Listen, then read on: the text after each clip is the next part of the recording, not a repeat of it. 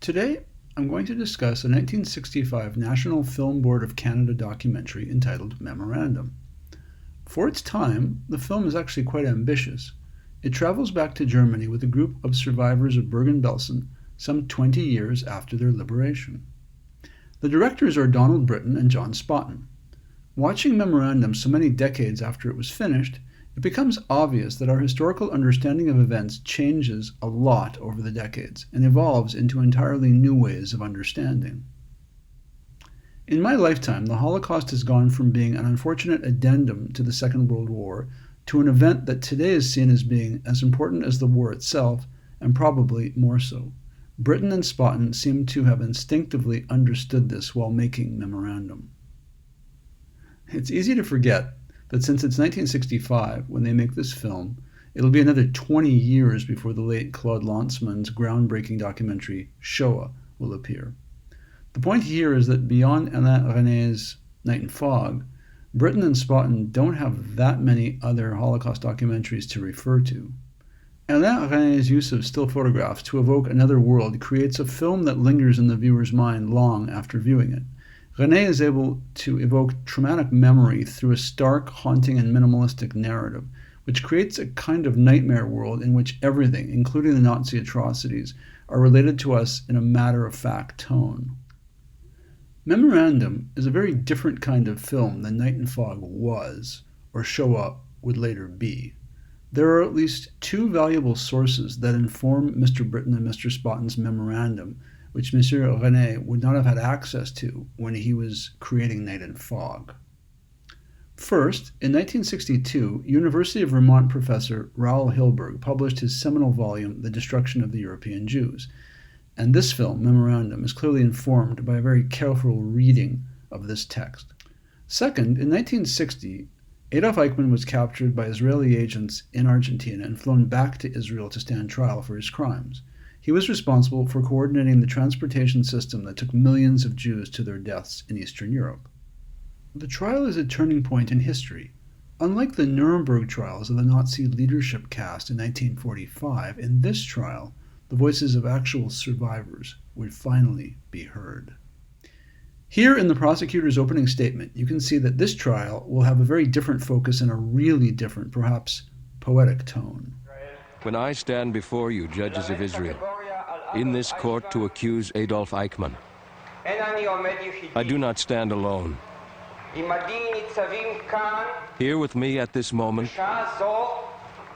stand 6 million prosecutors. But alas, they cannot rise to level the finger of accusation in the direction of the glass dock and cry out, "J'accuse," against the man who sits there, because their ashes have been piled up in the mounds of Auschwitz and the fields of Treblinka, or spilled into the rivers of Poland, and their graves are scattered throughout the length and breadth of Europe. Their blood cries to heaven, but their voice cannot be heard. The trial in turn leads to a series of articles by Dr. Hannah Arendt being published in the New Yorker magazine during the trial that are later placed together in an influential book published in 1963 entitled Eichmann in Jerusalem, A Report on the Banality of Evil. At least in part because of Professor Arendt's writing, the trial became an even greater international sensation. In any event, the world of the 1960s in many ways still hadn't quite decided what the Holocaust was. It seems likely that between Raoul Hilberg and Hannah Arendt and the trial itself, Brittain and Spotton quickly realized that this would be a propitious moment to film a documentary on this topic. The NFB documentarians then make a crucial decision that the focal point of the film will be a Polish-Canadian survivor going back to Germany to the place of his liberation by the British and Canadian armies. Bernard Laufer's presence makes the film a much less abstract undertaking, and we see what he personally experiences. Here's just a short exchange with his son regarding the disposition of the concentration camps, that is, what's to be done with them. I know, I think they should have left it just like it was then. Yes. They shouldn't have done anything with it. This is how Memorandum most differs from Night and Fog, though René was striving to produce a timeless piece of art by making a film that is fairly generalized.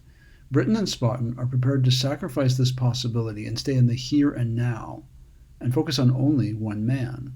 They seem to intrinsically grasp that the Holocaust is a collective event that has to be told individually.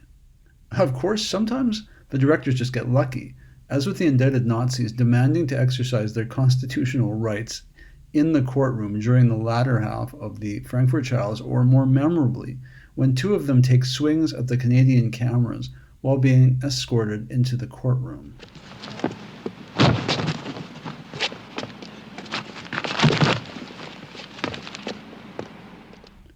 But generally, filming is undertaken with great dignity, as with Zenon Gotashevsky, the prisoner from Treblinka, who carries a small container of human remains around with him to remind him what he has lost. The Canadian film crew is not at all aggressive. Then they brought in my students. I used to teach in Warsaw. My students said, "Look, mother, who is here. There is nothing to worry about. We are safe." And that is why I always carry the bones.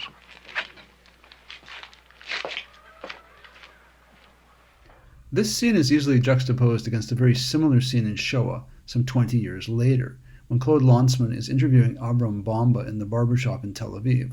Bomba was a barber in Treblinka. When Bomba seems to be wavering about relating the story of what happened the day that the women of his town of Czestochowa are transported to Treblinka, and they ask him what this strange place is all about, Lanzmann simply will not let Bomba stop. It is considered a very controversial technique of interviewing. Memorandum does not wish to make its subjects too uncomfortable. Sometimes it uses voiceovers to achieve what Lanzmann does with much more intensive emotional interviewing. No doubt Shoah is much more in tune with the times in which we live, but the world changed a lot between 1965 and 85 when Shoah debuted. Filmmaking back in 1965 with the NFB still had a certain aesthetic. It is not so much that one film is better than the other. Each is of its time, but Lanzmann is prepared to go to places that Memorandum would prefer not to, at least in part because it is still the 1960s and they want to appear more respectful to their interviewees. With Mr. Gotashevsky, Brittain and Spotton do not press the matter. They trust that the viewer can fill in some of the blanks for themselves. In Shoah, Lanzmann takes no such chances. He wants to look at every single aspect of the Holocaust and does so over 8.5 hours. Shoah is about interventionist interviewing technique, whereas Memorandum is largely about more traditional filmmaking and people saying their piece, but it does not contain significant interviewing. One of the things that's most surprising about Memorandum is that with few exceptions, it manages to cover many different aspects of the field of contemporary Holocaust studies, perhaps not in depth, but still. As we have seen, they extensively get into the area of justice for the victims. It also delves into the matter of what is sometimes referred to as commemoration. This is a matter of some import to survivors. Also representation. Donald Brittain talks with Peter Weiss, an avant-garde playwright who throughout the Frankfurt trial staged public readings of the transcripts of each day's proceedings, and where the audience members are kind of sitting on the stage near the actors. This play was entitled The Investigation. Through the inclusion of Joey Laufer, Memorandum shows the growing importance, even in 1965, of the second generation, the children of the survivors, in conveying to us what their parents actually lived through. The film also appreciates the tragedy of those who died on the very eve of their liberation, like Bernard Laufer's brother Samuel Laufer. Here you see them visiting the grave of the uncle that Joey would never know. It is believed that in the weeks after liberation, after the SS had departed Bergen-Belsen, a further 13,000 inmates died from malnutrition, disease, and exhaustion. It turns out that a person who is malnourished is especially vulnerable to even mild forms of typhus.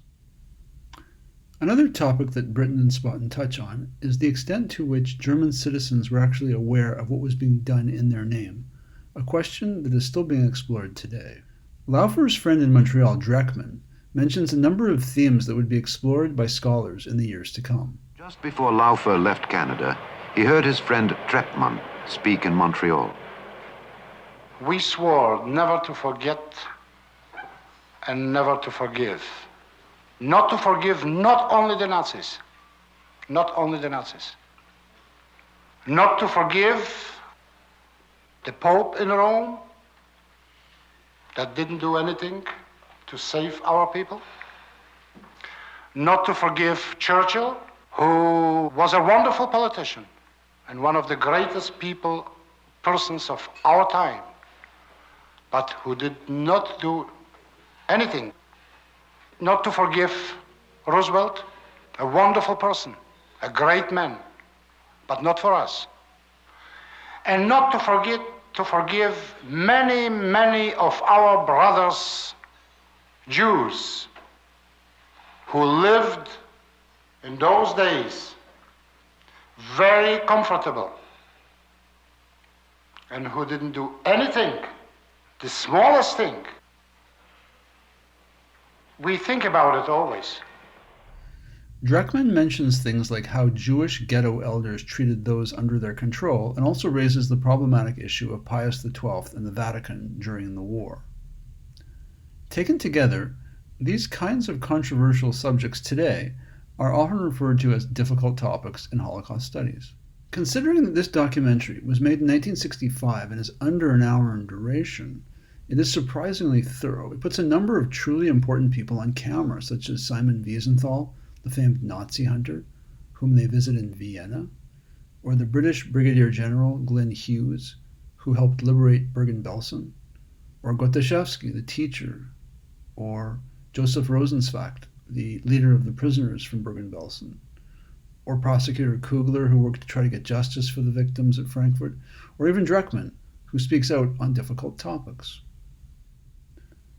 While any of these men could be the subject of a documentary, it's ultimately Bernard Laufer, a soft-spoken guy with not too much to say, who is the ostensible protagonist. He defines himself as much by what he doesn't say as what he does say. The exact details of his survival, for example, are never fully disclosed to us, but the directors of Memorandum realize wisely that this isn't exactly the point. What he's seen and suffered may have been disclosed to Joey, but he wishes to keep the rest to himself. Laufer is thus a kind of exemplar of the traumatized survivor. I hope you found this appreciation of an older documentary to be enlightening. Thanks for watching.